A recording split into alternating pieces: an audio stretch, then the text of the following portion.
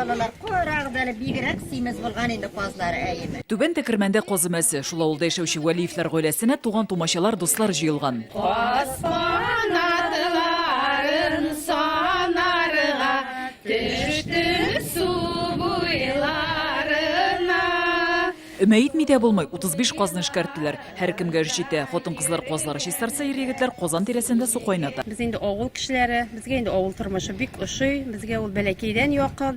Biz инде кичкенәдән, безнең менә үзебезнең өйдә дә әбиләр, әнкәйләр гомергә үзләре, үзебезнең йортта казлар бар иде. Авылларда Козымәсе гөрли, юл буена канат сипкәннәр, канат эсләренә баса-баса, кызлар каз юарга киткәннәр.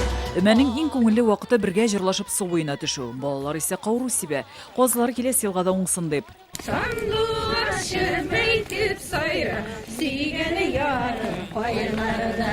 Біз менә аныкларыбызга ул казны ничә итеп асырап, үстереп, өмәләр ясап, гореф-гадәтләргә исләренә төшереп, аларга өйрәтеп, хәзерге буын яшьләренә дә шушы йолаларыбызны искә төшерәбез. Авылдашларны күреп, рәхәтләнеп сөйләшеп, балаларыбызга шушы эшләребезне тапшырып, өйрәтеп, алар белән рәхәтләнеп, шәкелдәшеп утырабыз. Кызлар юлда түшкәләр әзер, эш тәмамлангач һәр кем стәл янына җыела.